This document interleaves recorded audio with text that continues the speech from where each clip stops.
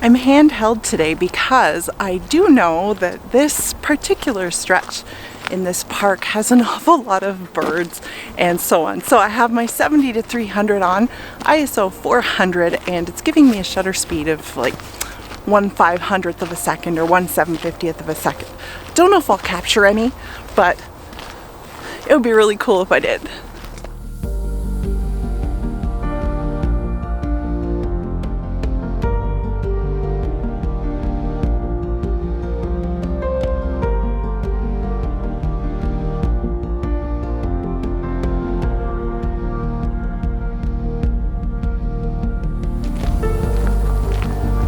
I am on a beautiful walk at the Royal Botanical Gardens, and I'm going to do the Q&A with you today. Let's see. First question. So the first question that I received was from Elma Robloxian, and Elma writes, "What's the best place you went to for photography?" Definitely the Rockies, but I can narrow it down even more than that. So it was probably Bow Lake. I got up really early before dawn, and I had a 1-hour drive ahead of me, and the road was covered with ice and snow, and the speed limit was 90, but I could only go 20 because one, I didn't know the area, and two, the roads just weren't that good. So I didn't think I was going to make it in time for sunrise. And I wasn't even sure if I wanted to keep going on this quiet road because there was no one around. However, I did, and I'm so glad because it has to be one of my favorite places, and it's probably one of my favorite images from the whole trip. So, thanks, Elma.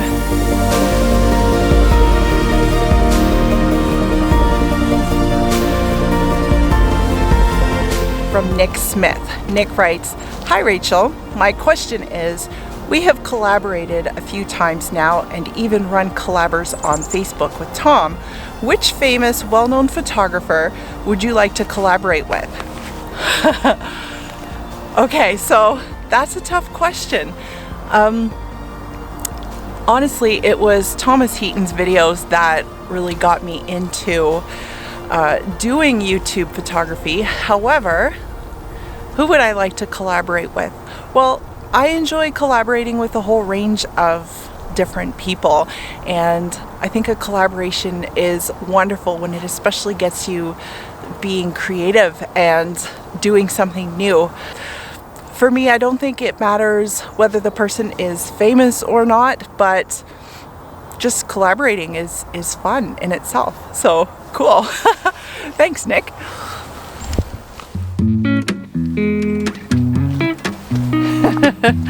It's pretty cold. They might be hiding. All right. Next question. Bernard Brunet, or Brunet, I'm not sure how to say it, I'm sorry, asks, "Hi Rachel, is this your primary income source, YouTube?" Hi Bernard. Oh. Sorry, a bird just landed near me. Is YouTube my primary source of income? Well, at this point, I guess photography is, but I wouldn't call it a full-time income. And, ooh, cardinal.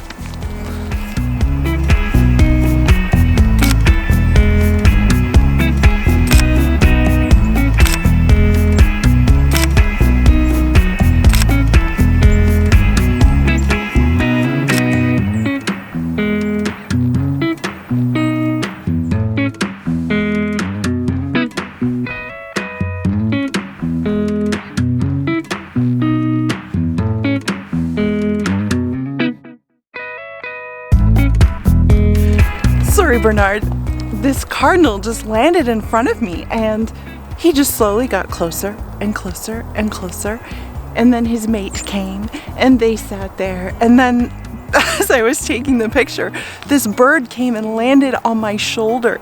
It was crazy. Yeah, I think they're used to being fed here, and they're very friendly. So now I just spent the last 10 minutes taking pictures all around me. So So back to your question, Bernard. Is this my primary source of income? It is photography. I have been a professional photographer since 2002, and it's not a full-time income at this time.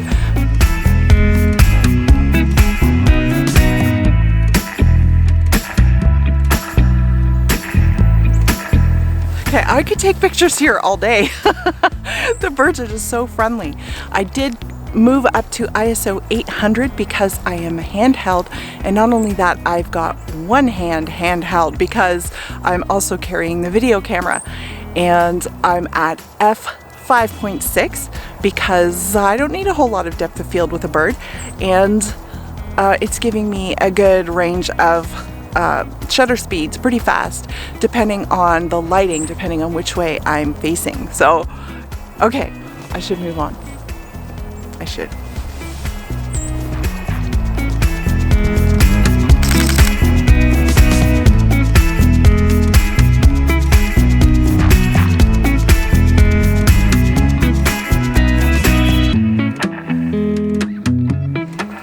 Andrew Hulson asks, hi Rachel. Hi Andrew. I have a question, if I may. How and when did you start taking photos seriously? Well, let's see. I started taking photos when I was a child. I always loved photography. I'm not sure what it was about it, I just did. And I started taking photos seriously in terms of, business and that kind of thing in 2002. I got a mentor who took me along on his photo shoots, and I've just been going since then.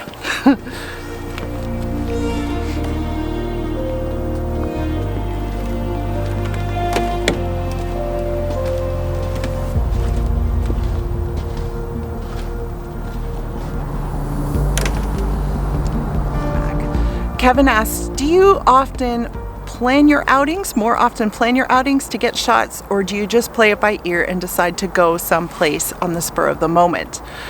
If you could travel any place in the world, where would it be and why? And if you could only shoot one, would it be sunrises or sunsets, and why? All right.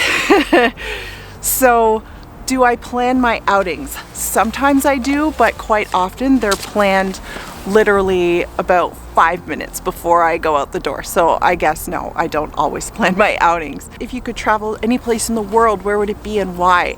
That's a really, really difficult question because I want to see all sorts of different places in the world. So I'd have to say everywhere. Not everywhere, but everywhere that is beautiful landscape-wise, which just might be everywhere. If I could only shoot one, sunrises or sunsets, and why, it would be sunrises because it is so quiet and so beautiful, and you usually have the place to yourself.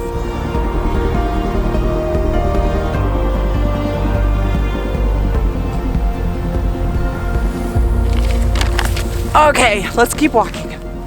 Whew. Okay, it's cold, it's cold, it's cold. What a gorgeous day.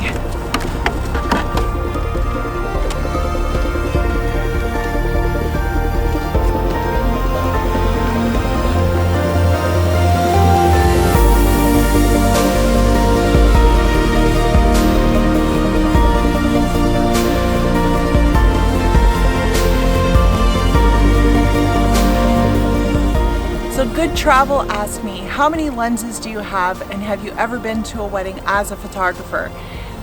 I have 4 lenses. I have a 50mm, a 16-35, 24-70, and 70-300. And have I ever been to a wedding as a photographer? Many, many, many, many times. So as a business, I did start out as a wedding photographer and portraits and sports, and I did that for a good many years.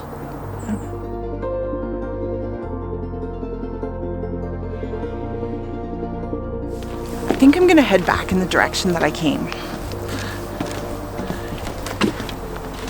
Goat Eye Photography asks, how do you handle it if you come home from a photography trip and it turns out that your photos are quite okay, but nothing great? Or at least you are thinking that they are nothing great. Well, let's be honest, this happens all the time to every photographer, unless you're just really so good that you always take a fabulous photo. Well, how do I handle it? Well, I do a lot more editing, first of all. If there's something that I think has potential, or I could get a little more creative with it, I will do that. And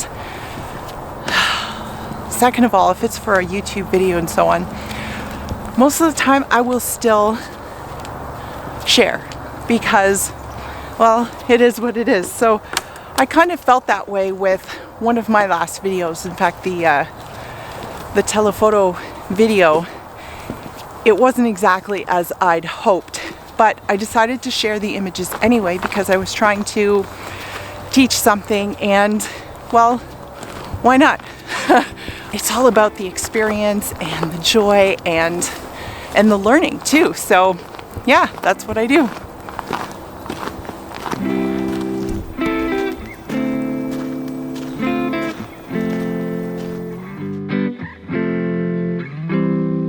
My camera battery died because it is so cold today.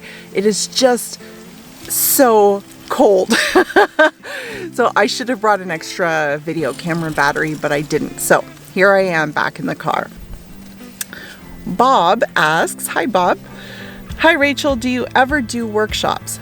Yes, I do. I do local workshops quite often, and I am now going to be starting travel workshops as well. So if anybody wants to come along to the Rockies with me later this year, that is something that I will be doing, and I'm so excited about. I love the mountains. Tom O'Neill asks, your Rockies videos were great. Are you planning similar trips this year? If so, where to? And yes, again, I'm going back to the Rockies, and I'm going to invite whoever wants to come along with me.